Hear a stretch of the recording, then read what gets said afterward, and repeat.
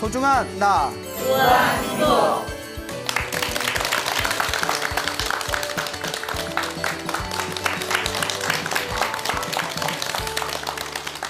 예, 만나서 반갑습니다. 예, 광우 스님이라고 합니다. 저기 물 건너서 미국에서 편지가 왔어요. 그래서 제가 여러분들께 요 편지 내용을 읽어드릴 텐데, 편지의 내용이 굉장히 신기해요. 재미난 내용이 있고 굉장히 신비하니까 여러분들 한번 잘 경청해 보시기 바랍니다. 안녕하세요, 광우 스님. 저는 미국에서 한의사로 활동하고 있는 아무개라고 합니다. 지인의 소개로 소나무를 아내와 함께 매일 인터넷으로 시청하고 있습니다. 소나무가 재미도 있지만 봇 짓는 공덕에 대해 새로 알게 되어 너무 감사히 생각하고 있습니다. 저는 예전에는 관세음보살 정근 기도와 온만이 밤매운 기도를 조금씩 했었습니다. 6년 전에 아내가 아들을 임신했을 때부터는 신묘장구 대다라니를 태교 겸 열심히 아내와 함께 했습니다. 기도를 하는 많은 분들이 겪는 크고 작은 여러 가지 경험을 저도 하게 되었는데요. 그 중에서 두 가지를 말씀드리고 싶습니다. 첫 번째는 제가 보던 환자 이야기입니다. 아까 이 편지 보내주신 분이 한의사라고 말씀드렸죠? 예. 50대 중반의 백인 미국 아주머니였습니다. 편두통을 30년 이상 아주 심하게 앓아서 일주일에 2번 정도 응급실에 다녀야 했던 분이었는데, 한의학 치료를 받고 싶다며 저를 찾아왔습니다. 두통이 얼마나 심하길래 일주일에 응급실을 몇 번 간다고 했죠? 2번. 야. 이분을 일주일에 3번씩 침 치료를 4년 정도 했었는데요. 많이 좋아지지는 않고 겨우 응급실에 안 가도 될 정도로 유지만 되었습니다. 사실 응급실에 안 가기만 해도 그래도 효과는 본 거죠. 도저히 이렇게는 안 되겠다 싶어서 아주머니에게 불교 수행을 좀 해보면 어떻겠냐고 권하였더니 흔쾌히 해보고 싶다 했습니다. 그 당시 저는 대비주를 열심히 하고 있었는데, 여기서 말하는 대비주는 우리 천수경에 보면 신묘장구 대다라니 있죠? 예, 신묘장구 대다라니의 다른 이름이 대비주예요. 그 당시 저는 대비주를 열심히 하고 있었는데 불교를 모르는 아주머니한테 대비주를 권하기는 무리라 생각되었습니다. 그래서 제가 전에 했던 온만이 밤매운 기도를 알려드렸습니다. 아침에 눈 뜨면 저녁에 잘 때까지 온만이 밤매움을 찾으면 된다고 전해주었습니다. 아주머니가 1년 정도 열심히 하셨는데 편두통이 나아지질 않았습니다. 다만 좋아진 건 아주머니 마음이 많이 편해졌고 남편과 자식들과의 사이도 많이 좋아졌다 했습니다.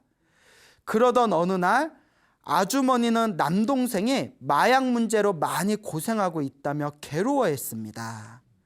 그래서 괴로울 때는 절이 최고다 말해드렸고 해보기를 권하였습니다. 여러분 절 아시죠? 오체투지. 아주머니는 해보겠다 하셨는데 처음에는 108배를 도저히 못하겠다고 하셨습니다. 그래서 54배로 시작하시고 그것도 어려우면 하루에 나누어서 하면서 조금씩 늘려가면 된다 했습니다.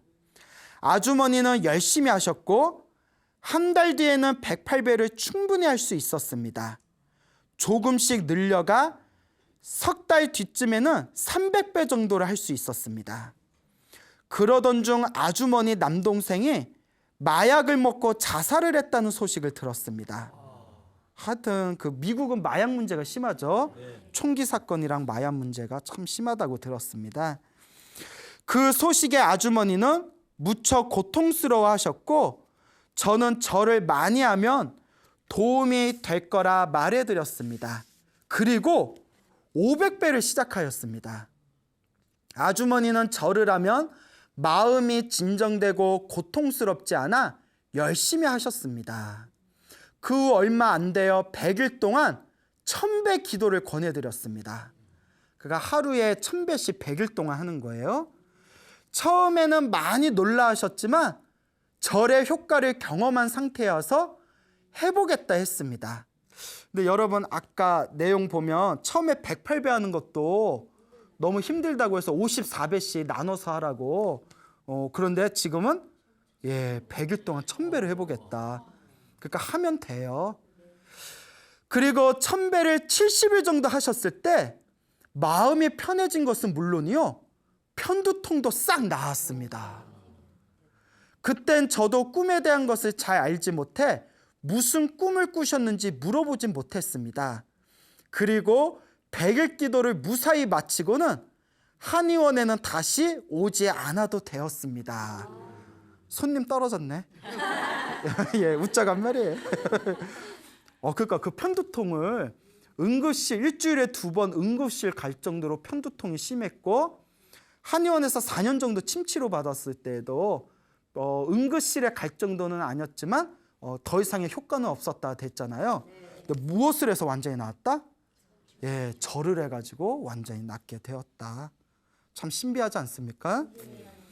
이 첫 번째 이야기의 미국 아주머니께서 분명 관세음보살님의 가피를 받았다고 생각이 됩니다. 두 번째 이야기는 가피라고 하기에는 좀 모호하지만 이상한 경험을 하게 되어 말해드리려 합니다. 여기서부터 좀 신비한 얘기가 나오거든요. 한번 잘 들어보세요. 저의 아버님이 요즘 몸이 많이 편찮으십니다. 어머님이 아버지 가는 길을 준비하셔야겠다면서 지장경 한글본을 인터넷에서 인쇄해달라고 하셨습니다. 그 지장경은 지장보살 본원경이라고 해서 지장보살의 가피, 그리고 인과 업보에 대한 이야기, 그리고 또 주된 내용이 영가천도에 대한 얘기가 나오거든요. 그래서 돌아가신 분을 좋은 곳으로 천도되는 그런 내용에 담긴 경전인데, 이제 아버님이 몸이 많이 편찮으시니까 어머님이 이제 아버지 가는 길을 미리 그 선업을 닦고 준비하려는 마음으로 지장경 기도를 하기 위해서 아들에게 지장경 한글본을 좀 찾아달라고 부탁을 한 내용이 되겠습니다. 어머님도 독실한 불자이시고 매일 사경을 하신 지가 오래되셨습니다. 인터넷을 찾아 지장경을 인쇄하고 나서 저도 한 번도 읽어보질 않았던지라 밤이 늦었지만 호기심에 읽어보았습니다. 지장경을 읽다 보니 신기한 이야기도 많이 있고 모르던 여러 가지 공덕에 대해서도 배우게 되어 너무 재미있게 쉬지 않고 읽어나갔습니다.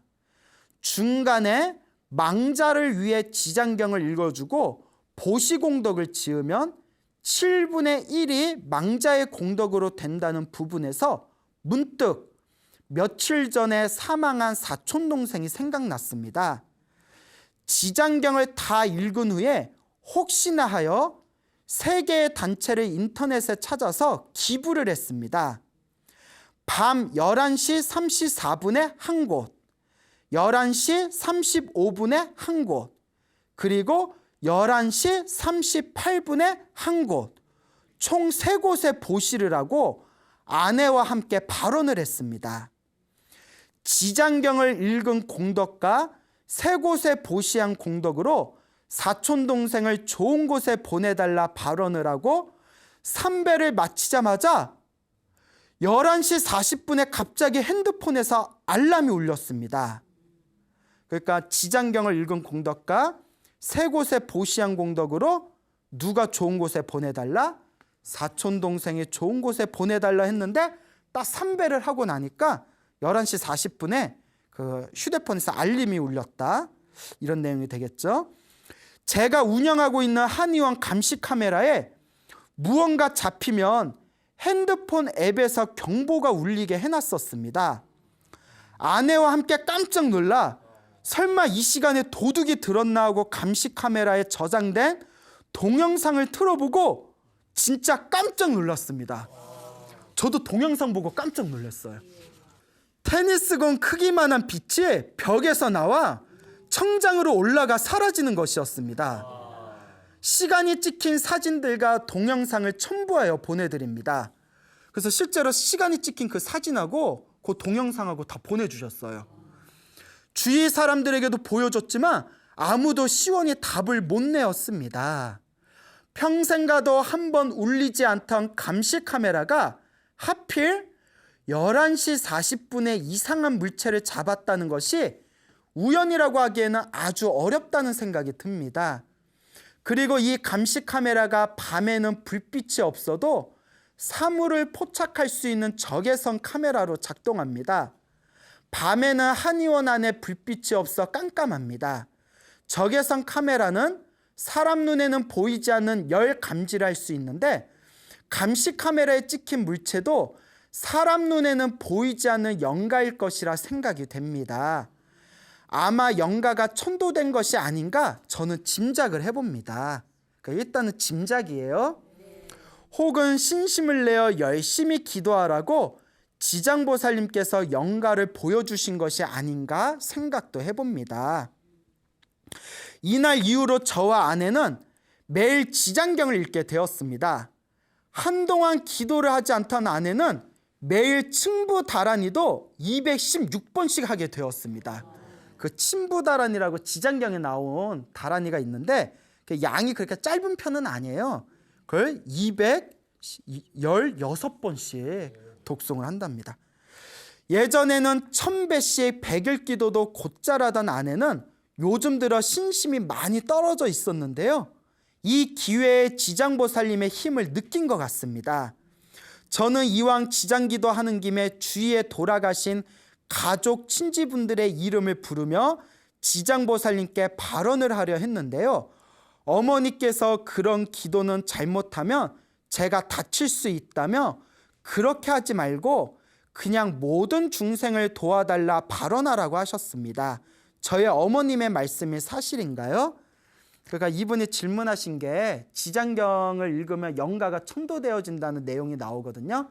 지장경 읽으면서 자기와 인연 있던 사람 이름, 돌아가신 분 이름 하나하나 읽으면서 이렇게 좋은 곳에 태어나게 해주세요 발언하는데 어머니가 그렇게 하지 말고 그냥 모든 중생 도와달라 이렇게 발언해라 했는데 뭐 어떻게 하면 좋겠냐. 근데 실제로 두 가지 다 맞아요. 근데 이제 보통 저희가 가르쳐 드리는 방법은 특별히 인연 있는 분 있죠. 뭐 아까 말한 사촌 동생이나 내 아버지나 내 어머니나 나랑 가까이 있었던 분, 이렇게 마음에 조금 걸리는 분들 있잖아요. 마음에 특별히 걸리는 분들은 직접적으로 이름을 내서 뭐 예를 들어 홍길동, 갑자기 세상을 떠난 홍길동의 마음에 걸리면 우리 홍길동 영가가 이 지장경을 읽은 공덕으로 좋은 곳에 태어나게 해주십시오. 뭐 극락왕상을 하게 해주십시오라고 이름을 딱 대는 경우도 있고요. 아니면 그냥 우리가 퉁친다고 하죠. 통으로 해가지고 나와 인연 있는 모든 영가가 천도되게 해주십시오라고 하셔도 되거든요. 근데 요건 그냥 개별적으로 알아서 파악하시면 될 것 같습니다. 저는 매일 대비주 신묘장구 다란이죠. 대비주를 540번 108배와 예불문, 금강경 한독, 반야심경 두독, 법성계 두독을 한 지 2000일 이상 되었습니다. 아니 한의사신데 하루에 대비주를 540번 하면 하루 일과가 되시나? 대단하시죠? 얼마 전부터는 매일 지장경 한독을 추가하게 되어 하루가 벅차 힘에 부침을 느낍니다. 저번에 광우 스님께서 소나무에서 말씀하시길 여러 기도를 하면 안 좋다 하셨는데요. 제가 대비주를 뺀 모든 기도들을 포기해야 할까요? 그래서 제가 답장을 보내드렸는데 그러니까 기도를 이것저것 하면 안 좋다는 게 효과가 없다는 게 아닙니다. 옛날부터 큰 스님들이 뭐라고 하셨냐면 기도의 효험을 제대로 보려면 삼매에 들어가야 된다고 했거든요. 삼매가 일종의 정신이 통일된 상태예요. 정신 집중의 상태가 삼매인데 우리가 이거 했다가 저거 했다가 이거 하면 집중이 더 잘 될까요? 아니면 하나 선택해서 쭉 가는 게 더 집중이 잘 될까요? 그래서 옛날부터 큰 스님들이 기도할 때 이거 하고 저거 하고 이거 하지 말고 금강경 하면 금강경, 관세음보살 부르면 관세음보살, 지장보살 부르면 지장보살 하나로 쭉 밀고 가라고 했거든요. 그래서 제가 요 거사님한테 답장을 보내기를 이것저것 하면 삼매에 들기 힘들기 때문에 이것저것 하지 말라는 얘기지 기도한 공덕은 분명히 있다. 근데 이제 거사님께서 이런 식으로 기도를 2000일 이상 해왔다니까 하시던 대로 편하게 하시고 시간이 힘에 부치지 않을 정도로 시간을 알아서 조절해라. 이렇게 이제 답장을 보내드렸죠. 두 번째 이야기는 소나무에서 그 두 번째 이야기는 금방 그 동영상에 찍힌 이야기 있죠? 그 동영상에 찍힌 두 번째 이야기는 소나무에서 소개하기에는 무리가 있을 수 있다는 생각도 듭니다. 자기도 이제 너무 신비하니까 이 부분은 광우 스님께서 판단하셔서 많은 불자님께 도움이 되는 쪽으로 부탁드립니다. 그동안 소나무에서 해주신 수많은 좋은 이야기들에 감사드립니다. 건강하세요. 예, 그 미국에서 좋은 내용 보내주신 우리 거사님 너무나 감사드립니다. 자, 지금도 화면이 나오고 있는데 어떻게 불빛이 보이세요? 예, 그래요? 자, 너무 신기하죠? 예, 왠지 어색하다. 예. 제가 보고 너무 놀랐어요. 그래서 처음에 동영상 보는데 화질이 깨끗한 화질에 처음에 이 탁구공만한 이렇게 불빛이 이렇게 나오더니 이제 허공으로 싹 사라지지 않습니까? 근데 너무 신기해서 제가 이걸 PD님한테 보냈어요. 이걸 공개를 할까 말까. 편지에도 나오죠. 광우스님이 알아서 판단해서 공개해 주시기 바랍니다. 근데 이분은 솔직히 자기가 경험한 거 그대로 보내주신 거거든요. 그러니까 PD님도 신기하다고 보신 분들보다 다 신기해하는 거예요. 그래서 일단은 불자님이 직접 자기가 겪은 내용이니까 소나무의 애청자께서 실제로 당신이 경험하고 당신의 사무실에서 찍힌 내용이니까 일단 공개를 하자. 일단 공개를 하고 판단은 누구의 몫? 자기의 몫이다. 그러면서 제가 이 이야기는 꼭 덧붙여 드리고 싶습니다. 분명히 부처님의 가피가 있고 보살님의 가피가 있습니다. 그리고 실제로 우리 큰 스님께 제가 이런 말씀을 드렸더니 그 카메라에 이런 게 찍혔답니다 했더니 원래 그런 일들이 간혹 있어 이러시더라고요. 그러니까 뭐 전혀 신비해하지도 않으시고 옛날부터 그런 일들 간간히 있다. 그래서 우리 불자님들한테 꼭 당부드리고 싶은 게 이런 게 결코 없는 일은 아닙니다. 갑자기 뭐 우리가 개뿔 이러죠. 개뿔이 있어요 없어요? 없어요. 개는 뿔이 없어요. 쥐뿔 이러잖아요. 이 쥐뿔도 없는 게 무슨 얘기예요? 쥐가 뿔이 있어요 없어요? 그러니까 아무것도 없는 게. 근데 이런 어떤 좀 신비 체험 같은 거는 실제로 불교에서 기도를 하거나 수행을 하다 보면 그런 현상이 분명히 있어요. 우리 스님들도 경험하신 분들이 제법 돼요. 근데 불교의 매력이 뭐냐면 이런 현상이 일어나도 집착한다 집착하지 않는다. 그게 중요해요. 그게 무집착. 그게 중요합니다. 현상이 일어나는 거는 있다 없다. 있어요. 있는 일이에요. 하지만 집착한다 집착하지 않는다? 집착하지 않는다. 그래서 우리 대한불교 조계종의 불자들이 가장 좋아하는 경전이라는 금강경에 보면 내 눈앞에 펼쳐진 모든 현상이 실제로 현상이 아님을 실제로 우리가 고집하거나 집착할 게 없음을 똑바로 꿰뚫어보라 라는 내용들이 펼쳐지거든요. 그렇기 때문에 내 앞에 펼쳐진 이 모든 신비스러운 체험들을 집착하지 않는 마음으로 바라보는 게 중요합니다. 실제로 충분히 있을 수 있는 일이다. 빛이 나타날 수도 있고 기도하다 보면 관세음보살이나 지장보살이 실제로 나타나서 잘한다 이렇게 머리를 쓰다듬어 줄 수도 있고 실제로 제 아시는 스님은 참 한창 이게 기도 이렇게 참선을 하시는데 정신을 차려보니까 허공에서 실제로 저 친한 스님이 말씀해 주신 거예요. 허공에서 자기 몸을 보고 있더래요. 유체이탈이죠. 유체이탈. 자기가 허공에서 자기가 앉아가지고 참선하고 있는 모습을 이렇게 보이더래요. 하나하나 그게 다 보이더랍니다. 그런 경험을 하는 신비 체험이 굉장히 많습니다. 그렇지만 중요한 거 집착한다 집착하지 않는다? 집착하지 않는다. 그래서 다시 한번 우리 소나무 불자분들에게 다시 한번 말씀드리고 싶어요. 요 동영상을 보시고 아이고 신기하다 딱 그걸로 끝내야지 거기에 막 집착해서 뭐 미쉬입니다 막 이러면서 막 우와 막 이래버리면 이제 골치 아파져요. 예, 그래서 진정한 수행은 충분히 있을 수 있는 일이고 충분히 기도에는 이런 신비한 불보살의 가피와 체험이 있고 다만 중요한 거는 수행자는 이 모든 것에 집착하지 않고 내 마음자리를 믿고 오로지 바른 마음으로 수행할 뿐입니다. 알겠죠? 네. 그래서 여러분들 이 소나무를 보시는 애청자분들도 기도 열심히 하신 분들 중에 신비한 가피 받은 분들이 굉장히 많으실 거예요. 뭐 꿈을 꿨다거나. 근데 제가 꿈도 항상 뭐 하지 말라고 신신당부하죠? 집착하지 말아라. 신비한 가피나 영험을 받은 것은 분명히 좋은 일이지만 그 좋은 일에도 뭐 하지 말아라? 집착하지 말아라. 기도를 하다가 수행을 하다가 내 주변에서 신비한 어떤 체험들이 펼쳐져도 뭐 하지 말아라? 집착하지 말아라. 그 무집착의 세계를 완벽하게 설해놓고 있는 게 바로 반야심경이에요. 반야심경에 펼쳐진 내용, 색즉시공 공즉시세, 무한입이 설신이 무색성의 미초법, 무자, 없을 무자가만 나오죠. 빌공자랑 없을 무자가 반야심경에서 반복적으로 나오거든요. 한마디로 뭐 하지 말아라? 집착하지 말아라 라는 내용이 됩니다. 그러니까 우리 열심히 수행하고 열심히 기도해서 부처님의 가피 듬뿍듬뿍 받되 뭐 하지는 말자? 집착하지는 말자라는 걸 여러분들이 명확하게 이해하시길 바랍니다. 알겠죠? 네. 자, 그래서 이와 같이 소중한 편지 보내주신 분 너무 감사드립니다. 그리고 제가 또 재미난 또 집착하면 안 되지만 또 신비한 이야기를 또 오늘 재미난 이야기를 들려드릴까 합니다. 그 지방에서 그 문경에서 이렇게 수행하시는 비구니 스님이 계세요.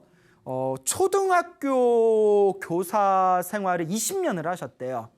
초등학교 교사 생활을 20년을 하시고 삶에 대한 회의와 진리에 대한 갈증, 구도심 때문에 이렇게 머리를 깎고 출가를 하셔서 굉장히 산에서 기도를 많이 하셨더라고요.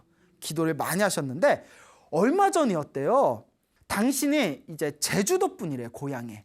제주도 분인데 5남매랍니다. 5남매 이제 당신이 세 번째래요. 세 번째였는데 당신한테 이제 막내 남동생이 있었는데 막내 남동생이 어마어마한 집안의 골칫덩어리였대요. 평생을 술을 마시면서 술을 마시면 또 그렇게 집안에서 폐악질을 한대요. 아주 그냥 술주정이 아주 못되고 주폭이라고 하죠. 주폭. 술 먹고 막 폭력하는 거 주폭. 얼마나 심각한지 남 부끄러워가지고 도저히 말할 수 없을 정도로 아주 그냥 술만 먹으면 폐악질을 하는 아주 못된 막내 남동생이 있었대요. 집안에 큰 골칫덩어리였는데 어느 날 이 스님이 이제 출가를 하셔서 산에서 이렇게 기도에 몰입을 하는데 어느 날 날을 잡고 능엄주 기도를 했었대요. 스타다가 파슨사 스타다 파타랑 막 이렇게 능엄주를 하는데 능엄주가 엄청 길잖아요. 이 스님이 잠도 안 자고 밥 먹는 시간도 아끼고 오로지 능엄주만 하면서 머리에서 5만 가지 생각이 일어날 때마다 그 생각을 능엄주로 다 눌러버렸대요. 일체 잡념이 안 생기게 온몸의 힘을 다해서 능엄주를 외우고 그 밥 먹을 때나 딱 화장실 갈 때는 그 몇 분이 기도가 끊기는 것도 아까워서 능엄주가 너무 길거든요. 능엄주를 못 외워가지고 능엄주 외우다가 밥 먹을 때나 화장실 갈 때는 신묘장구 달아내 외웠대요. 그러니까 최대한 24시간 기도가 안 끊기게 했답니다. 그거 정말 대단하거든요. 그리고 정신력도 강해야 되지만 체력이 약하면 또 탈진해요, 그게. 그렇게 한 이틀이 넘어가는데 이틀 동안 거의 잡념이 없이 오로지 그냥 기도에만 몰입을 하는데 갑자기 자꾸 막내 동생이 자꾸 걸리더래요. 그래서 왜 이렇게 기도를 하는데 자꾸 막내 동생이 자꾸 이렇게 걸리지 하다가 막내 동생 기도하면서 다 막내 동생을 다 이렇게 생각을 하니까 순식간에 눈앞에서 환상이 펼쳐지더래요. 환상 특급. 네? 환상이 샤 하고 펼쳐지는데 막내 동생을 임신한 엄마가 옛날 소시적에 막내 동생을 임신한 엄마가 가족들하고 노루고기를 먹고 있는 환상이 보이는 거예요. 무슨 고기? 노루고기. 노루고기 먹어봤어요? 못 먹었어요? 그렇구나. 나도 못 먹어봤어요. 노루고기를 이렇게 먹는 거. 그거 환상이 딱 깨진 건데 너무 생생한 거예요. 이게 뭘까? 뭔데 이게 내 눈앞에 펼쳐진 걸까? 그래서 고민하다 위에 언니한테 전화를 했대요. 어머, 너 출가고 스님 된다고 해서 너 한 번도 집에 전화 안 하더니 너 웬일이야? 스님 웬일이야? 이래서 물어봤대요. 옛날에 우리 엄마가 막내 동생 임신했을 때 우리 가족이 노루고기 먹은 적 있어? 나 얼핏 기억나는데 아마 우리 옛날에 제주도에서 그 노루 잡아가지고 노루고기 먹었었어. 좀 더 자세히 얘기해봐. 그때 자기가 너무 어렸을 때라서 자세히 얘기해봐. 나도 기억이 잘 안 나는데 오빠한테 물어볼게. 그 위에 오빠가 그때 초등학생이었대요. 초등학생이니까 기억이 더 뚜렷할 거 아니에요. 그 오빠한테 이렇게 물어보니까 오빠, 가족 위에 오빠가 그 당시 초등학생 때 오빠가 그 제주도에서, 고향이 제주도라고 했잖아요. 거기 우연히 어린 노루를 잡아다가 그걸로 우리 가족들끼리 그때 고기 먹었지 기억난다. 그때 엄마가 막내 동생 임신했을 때여서 아마 딱 그 시기였을 거야. 계산해 보면 무릎을 딱 치면서 어린 노루가 잡혀가지고 그걸 우리가 잡아먹어서 그 원한에 맺힌 노루가 태어나지 않은 막내 동생한테 그 악한 기운을 불어넣어가지고 막내 동생을 통해서 우리 집에 복수를 한 거였구나. 그게 딱 와닿더래요. 이게 재밌어요. 남의 집에 지금 신기해서 그게 딱 느껴지니까 근데 이거 어린 노루 때문에 우리 막내 동생이 저렇게 미쳐버린 거구나. 근데 우리 그런 얘기 많잖아요. 지나가는 구렁이 잘못 죽였더니 막 이상해졌다거나 뭐 제가 존경하는 옛날 해인사 일타 스님 법문에 보면 염소를 끔찍하게 잡아 죽여 먹었더니 애를 낳았는데 염소하고 똑같이 생긴 애를 낳았다거나 뭐 이런 얘기들 많아요. 얘기 들어보셨죠? 저게 허구한 산에 돌아다니면서 뱀을 잡아먹었던 사람의 애를 낳았더니 애가 혀를 낼름거리면서 기어다닌다거나 옛날에 이런 얘기 큰 스님들 법문에 이런 게 있어요. 그러니까 나는 평생 먹어도 그런 거 모르겠더라 이런 사람이 있는가 하면 아다리 잘못 걸려가지고 그러니까 뭐가 휙 씌이는 경우가 있어요. 있다니까요. 그런 얘기. 어른 스님들이 그런 거 경험을 많이 하셨대요. 그래서 3일 동안 지리산에 있는 동굴에 들어와서 3일 동안 간절하게 기도를 올렸대요. 그 어린 노루를 위해서. 노루야 너와 우리 집안에 악한 원한이 있다면 제발 이 모든 걸 놓아버리고 부디 좋은 곳으로 천도되라 하면서 어린 노루를 위해서 노루야 흥염없이 그 기도를 하고 연부를 해줬답니다. 그래서 3일을 기도했는데 어느 날 전화가 왔대요. 3일 기도를 딱 마치고 나서 남동생한테 전화가 왔대요. 깜짝 놀랐대요. 평생 남동생이 자기한테 전화한 적이 없었대요. 근데 남동생이 희한하게 노루를 위해서 노루의 원한을 풀어주기 위해서 3일 동안 간절하게 기도를 올렸는데 남동생이 딱 전화를 해서 누나 한번 만나보고 싶어 이러더래요. 이게 웬일이냐 이때다 싶어서 남동생과 딱 만나가지고 남동생을 지극정성으로 설득을 했대요. 너 천도제 한번 지내자. 이 누나 스님이 간절하게 기도해 줄 테니 천도제 한번 지내자. 그리고 평상시 같으면 나 그런 미신 안 믿는다고 어디서 약을 팔어? 막 이러면서 내가 만만해 보이지? 뭐 이랬던 남동생이 그래 한번 해볼까? 이러더래요. 그러니까 여러분 이게 있어요.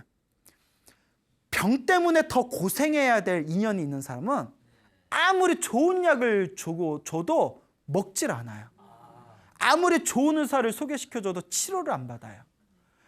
나을 때가 되면 꼭 그때 인연에 맞춰서 좋은 인연을 만나게 됩니다. 그거 참 신기하죠? 신기하지 않아요? 근데 다 인연법이에요. 그래서 천도제를 남동생의 그 노루의 원한을 풀어주기 위해서 3일 동안 기도를 지극정성 올린 뒤에 남동생하고 만나서 천도제를 지극정성 올렸는데 천도제를 딱 올리고 나서 남동생의 성격이 싹 바뀌었대요.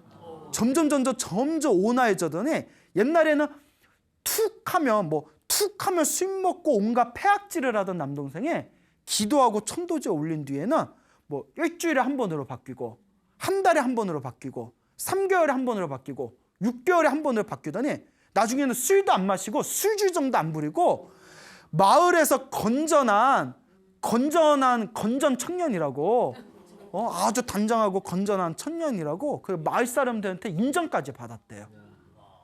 그러면서 스님, 이거 저 거짓말 아닙니다.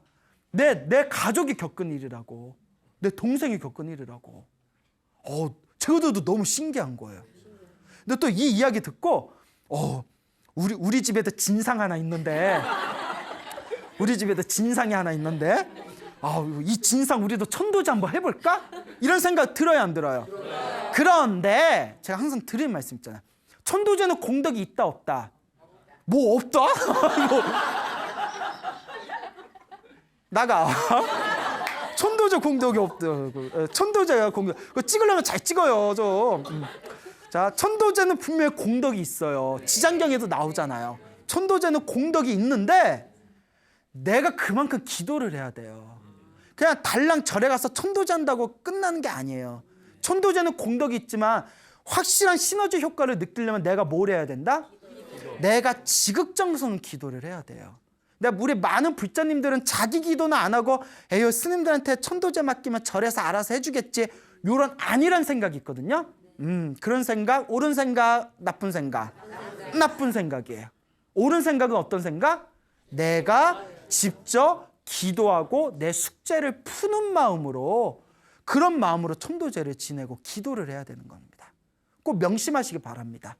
또 그러니까 저는 이제 자꾸 시간이 갈수록 우리 소나무가 전국에 있는 불자님들한테 영향력이 많아지다 보니까 말 한마디 한마디가 이제 조심스러워져요. 제가 이렇게 천도제 얘기만 딱 끝내버리면 또 사람들이 그 뭐 천도제 지내면 우리 집 진상도 진상도 좋아지는 거야?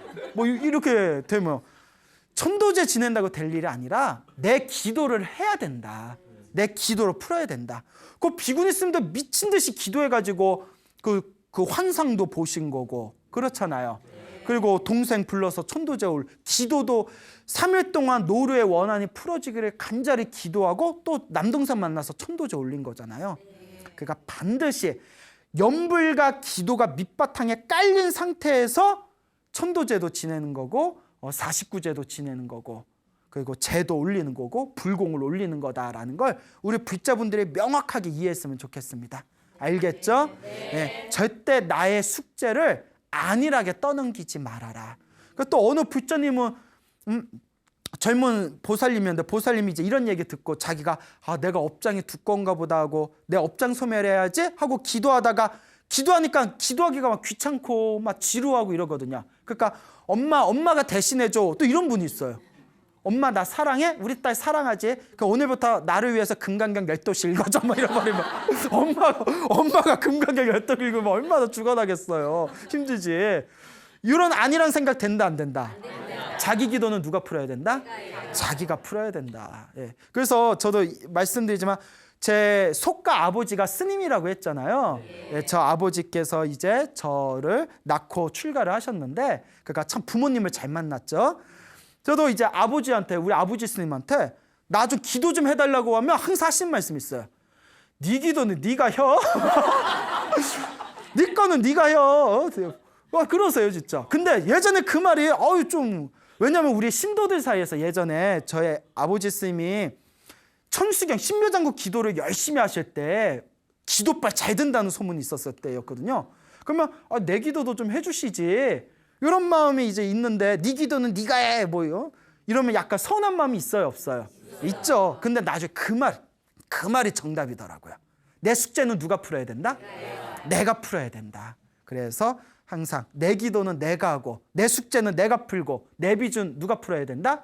내가 풀어야 된다라는 걸 명심하시기 바랍니다. 근데 간혹 불자님들이 이런 질문하세요. 스님, 가족들이 아무도 기도를 안 해서 제가 남편을 위해서 기도하고 자식을 위해서 기도했는데 그래도 효과가 좀 있습니까? 있을까요? 없을까요? 안 하는 것보다는 있어요.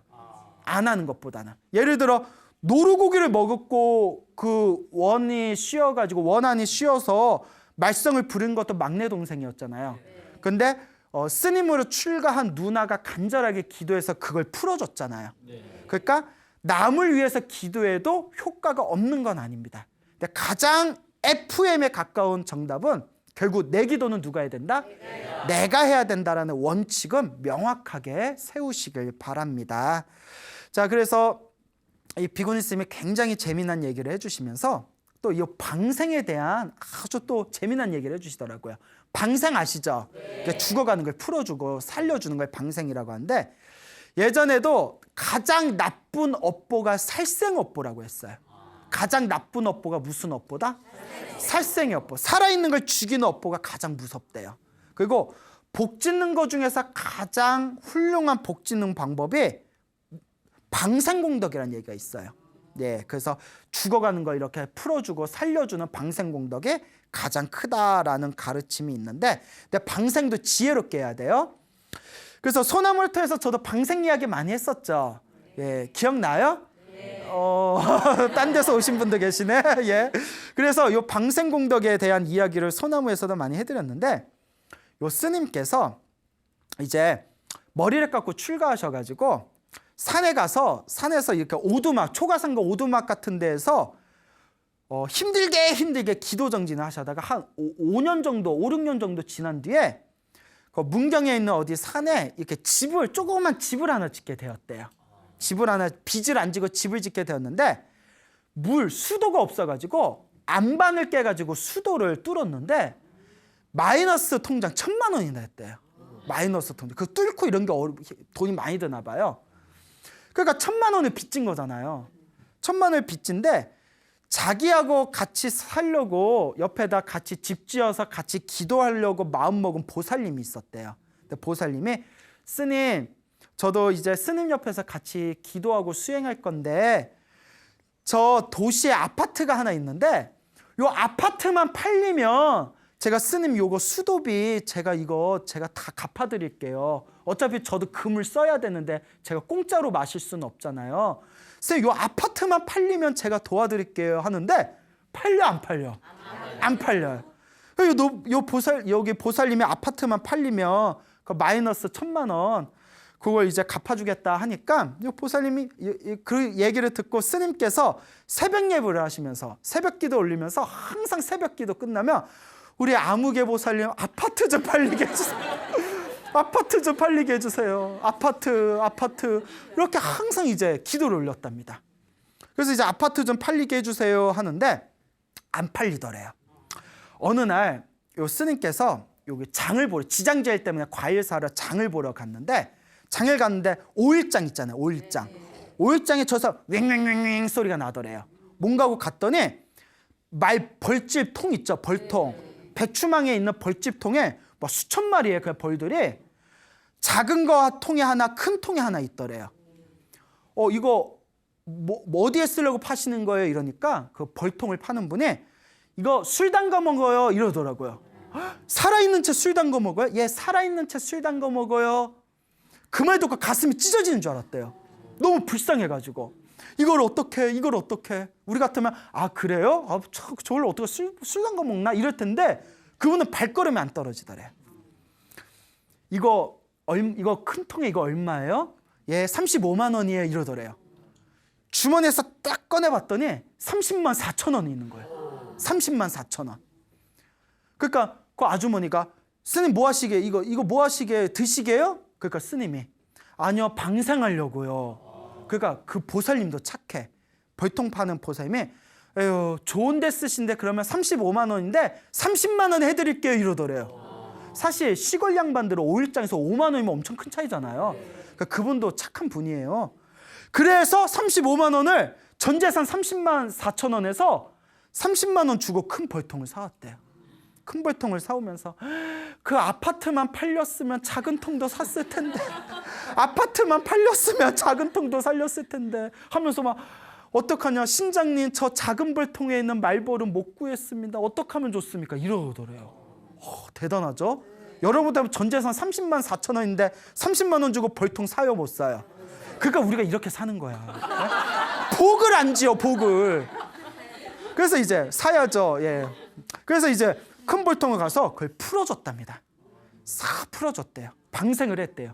벌통을 다 뜯어가지고 다 그 수백 마리를 이제 다 풀어줬는데, 그날 저녁에 전화가 왔대요. 스님, 아파트 팔렸어요. 그래가지고 놀래서 그래서 아파트 팔렸대요. 하늘도 놀라고 땅도 놀라고 스님도 놀라고 저게 말벌에 왱왱왱 거리면서 놀라고. 그러다가 한 달 후에 꿈을 꿨는데 꿈에서 길을 가다가 자기가 벌통을 툭 건드렸는데 벌통에서 말벌 수백 마리가 나와서 자기 몸을 막 쏘는 꿈을 꿨대요. 자기 몸을 막 깜짝 놀라서 꿈에서 깼는데 그 말벌에 수백 마리에 쏘이는 꿈을 꿨는데 내가 이 꿈을 왜 꿨을까 하고 마음에 짚히는 데가 있어서 큰 병원에 가서 검사를 받아봤더니 놀라지 마세요. 이 스님이 항상 가슴이 두근거리고 답답한 심장 질환이 있었어요. 의사가 심장병이 나았다고. 그래서 지금 가슴 편안하대요. 저한테 집자해 주신 얘기예요. 차 마시면서. 그래서 이와 같은 가피를 통해서 요 스님께서 광우 스님 방생공덕이 정말 있습니다. 자비심이 이렇게 대단한 힘을 발휘합니다. 제가 가피 받았습니다 이러던 거야.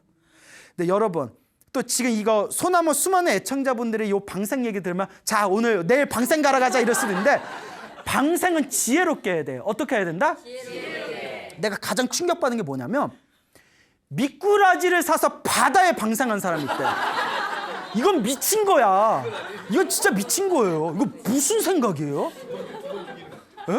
그래서 두 번 죽이는 거야. 세상에 미꾸라지를 바다에다 방생을 왜 해? 이거 웃을 일이 아니에요.